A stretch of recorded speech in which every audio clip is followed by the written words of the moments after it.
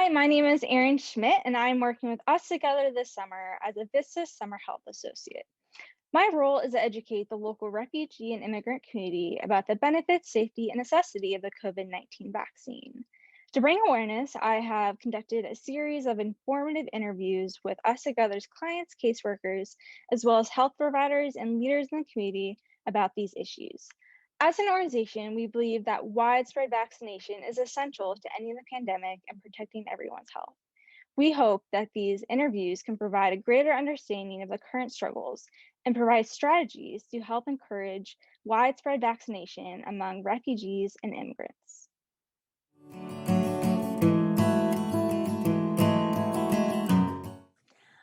Hi, I have Hannah today, and she is the program coordinator for victims of crime at Us Together. Thank you so much for having time to meet with me. I really appreciate it.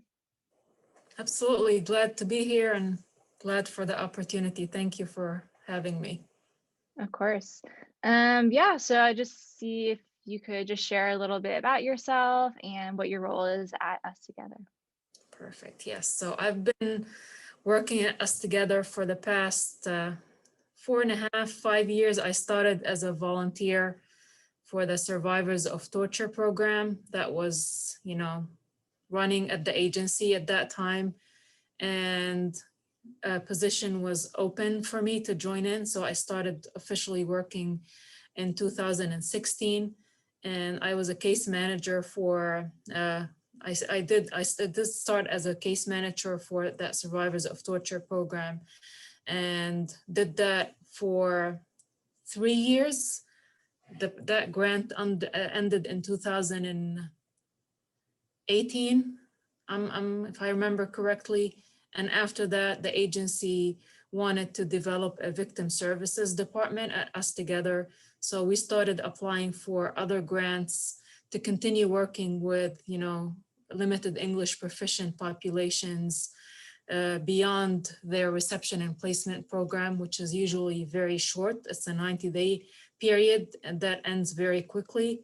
And most of the families that we work with at Us Together have, either experienced victimization of one kind overseas before arriving into the United States, and they are also more susceptible to re-victimization and re-traumatization upon, when they're trying to rebuild their lives and adjust and integrate here. So they are more prone to, victimizations of different sorts. So the agency is always seeking for additional programming and funding from different sources to continue working with these families for up to 1 to 2 years sometimes, as long as the family needs the support. So we do wraparound services for our clients. We try to, tackle different needs: social, medical, legal, psychological, and some, immigration support also if they need that. Help them get connected also with like interpretation services, and also let them know about their rights as victims of crime and what services are available to them here in the United States, and other agencies also that offer services to victims of crime. We usually try to connect them with those as well. So, I work with a team. It's not only me. We have currently we have 3 different grants running.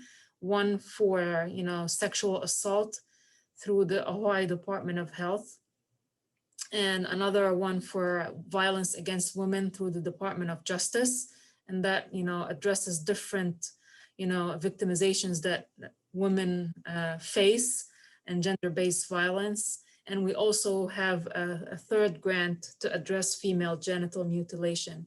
So we try to educate people about the risks of FGM and about the laws in the United States against that practice.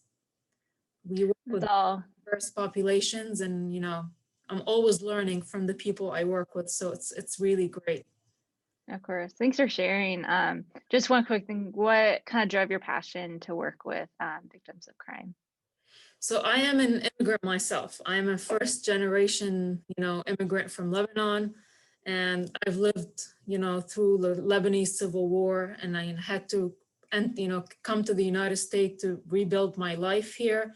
And, even though I had a degree and my English was relatively good, I suffered a lot at the beginning just to adjust and, try to learn the system and, get to know how to like navigate schooling and college and all of that. So it was very tough for me. And, I can understand for somebody trying to come in without any of these backgrounds to rebuild their lives and get connected to the, services that they need is very hard. And this is why I love doing the work that I do. Yeah, that's great. Thank you so much for sharing. What are some of the main countries that your clients come from? As I said before, I mean, we work with very diverse populations. The source of the referrals into the victims of crime program is what internally from within the agency, that is like a new refugee family coming in, or we also have like external referrals. So, I mean, depending on what are the families that are coming in, being resettled in Columbus, we work a lot with, people coming from Bhutan, Nepal, Somali populations. Columbus, Ohio is home to the largest Somali population and, second largest, second to Minneapolis, I think. And we are also largest, community, Columbus hosts the largest community of Bhutanese, Nepali, uh, uh, people here in Columbus. So we work a lot of these populations. We also have a growing community of people coming in from the Democratic Republic of Congo, from Eritrea. At one point, we had, a large, community coming in from Syria as well, Arabic speaking. And, unfortunately, conflicts all over the world are, do not, there's never a shortage of, people who need to be resettled in a third country. So us together resettles people from a wide range of countries. And, we also, in the Victims of Crime program, we work with these populations as well.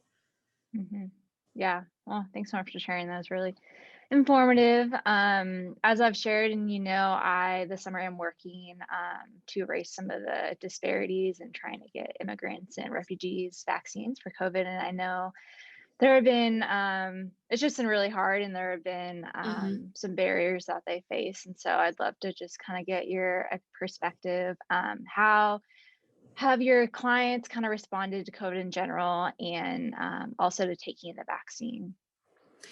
It was a little bit, it took some convincing at the beginning.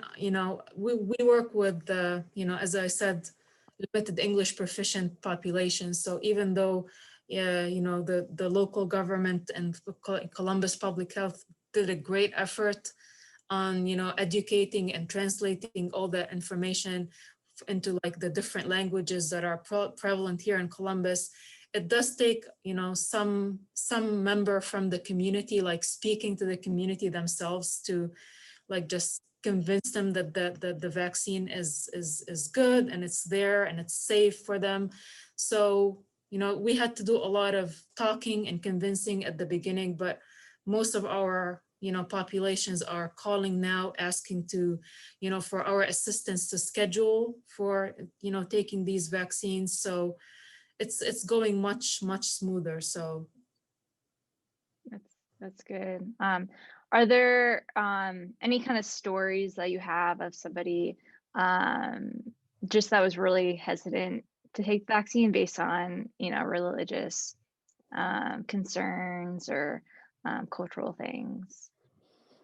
yeah, so I had, especially, I had like one case of a lady who she's a Muslim from Libya, so she wears the traditional Islamic clothing. So the only appointment that I found for her at that time that she wanted to take the appointment was at the Ohio Expo Center in downtown. So, there was a lot of concern about the fact that, she has to, take off her scarf and expose part of her body outside where, she's like in front of everybody. So that took, we had to like find a way for her to to be able to take the vaccine safely in that location.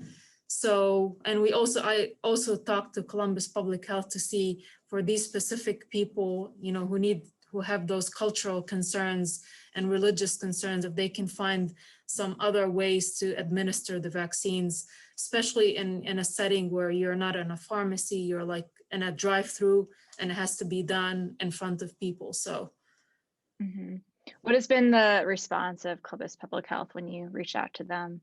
I think at that time they were wrapping up the vaccination site at the expo center, so they did take that into consideration and told us that for the other option is to take it, to get it scheduled at a pharmacy where there are like more private settings for these vaccines to be administered.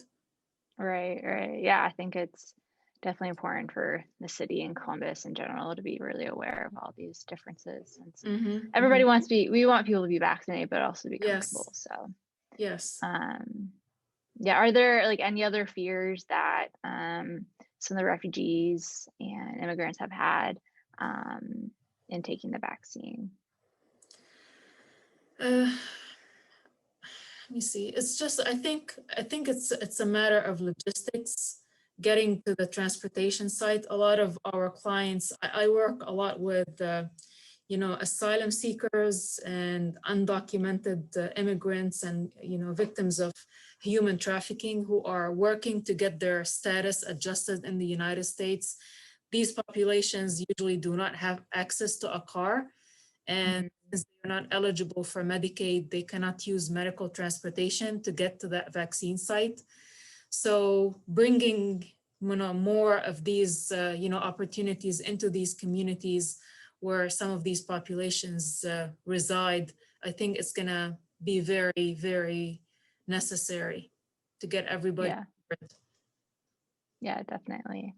I know was there any, I think we were talking about before, but you said that when you started telling them that you took the vaccine, that they were more willing to do that. Can you explain more, Yes, how that went? absolutely. So for, our agency does, work with families for prolonged periods of time. So there's a trust building relationship, us being like a grassroots agency, and we take care of, getting all of their sensitive information and all their documentation. We help get them connected to all these services. So there's a trust building process that happens with the families. So when they know that, their case manager or, the person who's been helping them throughout this time has taken the vaccine and, I'm still here and healthy and doing great. So they start, saying, well, maybe we also need to take it. So now, I've been sharing my story of taking the vaccine with my clients to encourage them to take it and to give it to their kids, because I also tell them that, I have kids and I've, had them take the vaccine and they're, able to attend their classes more freely and, go out more, and interact with their friends more. So it's all, it's going to be better for everybody if we all get vaccinated. This is what I tell them. Yeah, definitely. I was curious because I know sometimes refugees, people coming to the country can have just some mistrust in the healthcare system or just the government in general. Did you talk to anybody who had some of those concerns, and how did you handle that? I mean, the concern with our population is just like navigating the medical system. A lot of them, have lived in refugee camps for a prolonged period of time. So they don't have an understanding of, preventive medicine. They don't they don't have this concept. So a lot of them, for example, don't see their doctor on a regular basis. They don't have, they don't get their teeth checked on a regular basis.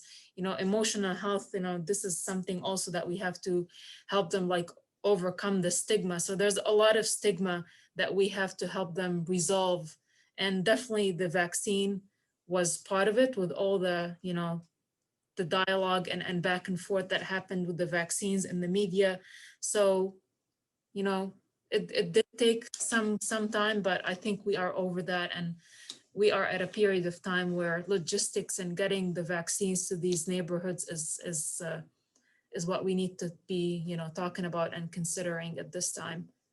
Yeah, it's great to hear that some of those barriers are definitely going away, since it's a huge thing. So yeah, I know that I probably talked about this before, but there have been some organizations and places of worship that had, through the Columbus Public Health, come to their sites and do vaccination clinics. And so I think that would be a really good way to Absolutely. continue to Absolutely. do that. So yeah. Well, yes, you've already kind of shared a lot, but